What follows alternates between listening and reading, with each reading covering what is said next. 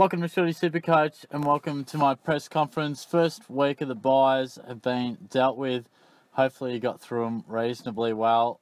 I guess I got through it reasonably well, but it was tough because I think this round always bowed as probably the easiest of the three, but then we got whacked with Fife, Cornelio, Martin, the list goes on. There were a couple of others that people would have been hit by, which really hurt. Certainly was tough because we had a few guys missing buys and a few guys missing with injury and suspension. Walters we can add to that list for this week unless he challenges. So frustrating, but I guess my score perhaps highlights how often people can struggle. I mean, 15.57, it's not a good score. I fielded 18. My one trade was Barry out, O'Hearn in. He scored just okay, but I just really wanted to have that 18th player just in case there was a late withdrawal or a late change in the Sunday teams that I might not have been aware of.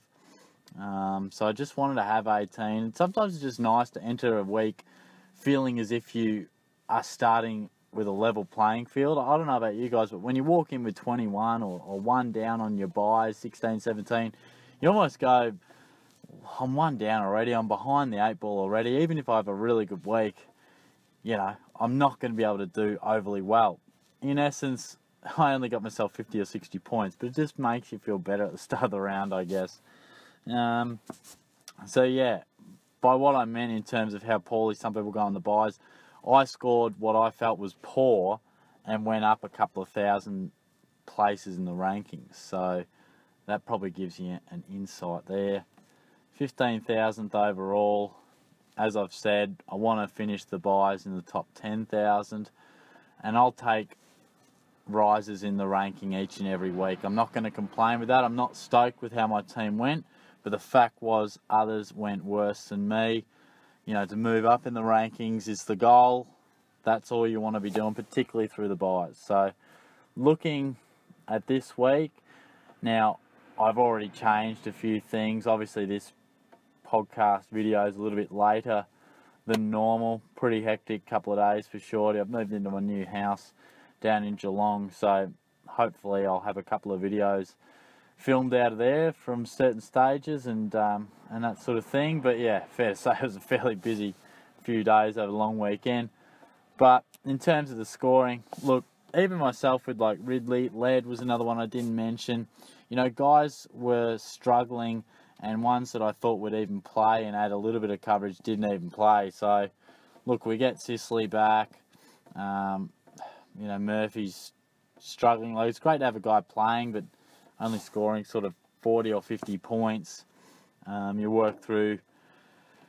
Dangerfield scored 103, and you know, at the end of the day, I was like, do I play someone else? You know, who else gone? No, he's up against Grundy. Do I get Crouch? Oh, geez, I mean, I'm glad I didn't.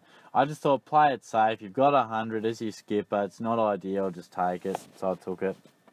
And look at that for a midfield. You know, 0 from 5. Mitchell, Cripps, Cornelio, Martin. That'll kill you. That's just absolutely brutal. So tough form. The midfield will be hit pretty hard again with 3 guys out already. Does Cornelio come back? Does Martin come back? I'd like to think Cornelio would. Martin, I'm not so sure on. Calf concern, pretty doubtful. Laird, I'd have to be fairly confident in coming back on the side. Both my ruckmen are out, so that really hurts. It was always coming, it's no surprise, but they've been really good for me throughout the whole season. So, you know, basically I've had really good weeks throughout, and at this point in time it will hurt, but this is an example of don't pick your team around the buys. You know, obviously Grundy aside, you know, he would have been a better pick, but, you know, for example, you could pick anyone else just to avoid this buy situation where your 2 rucks cop the buy, but you might sacrifice your points for the rest of the season by picking the 4th or 5th best ruck. So it's an example. I talk about it often as don't pick your side around the buys.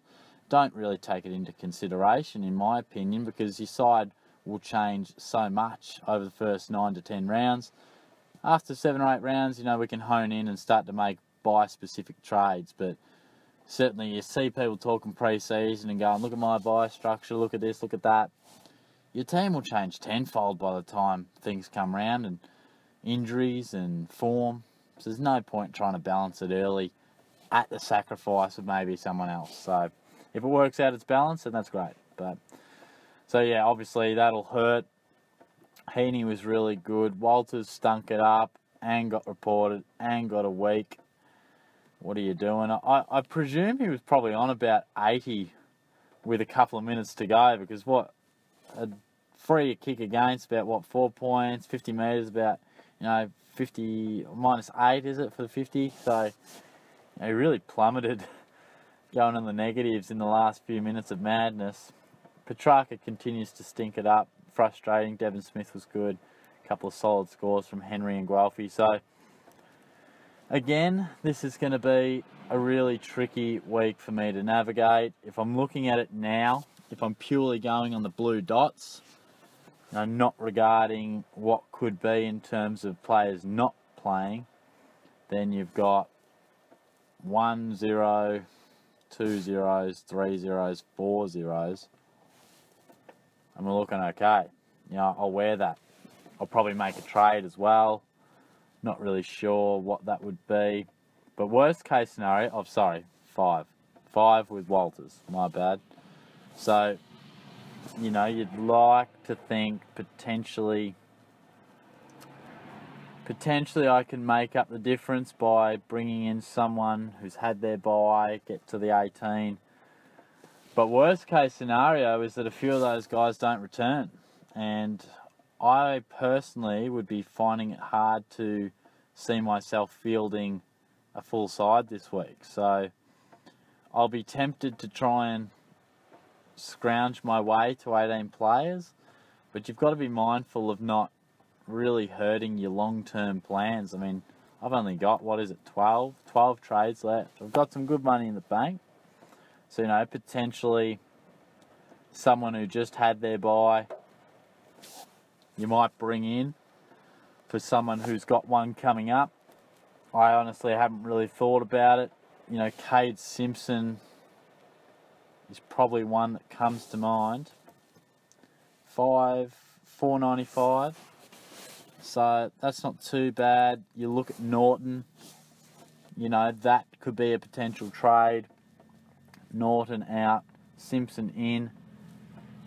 Obviously I don't have anyone at this point missing in my back line. So it may not benefit me greatly unless I can get some dual position action, which again, I'm not sure if I've even got any loops. Doesn't look like I do. I'll have to have a closer look. But yeah, I'll have a play around. We'll see how we go. But yeah, it's going to be a tough week. You can tell already.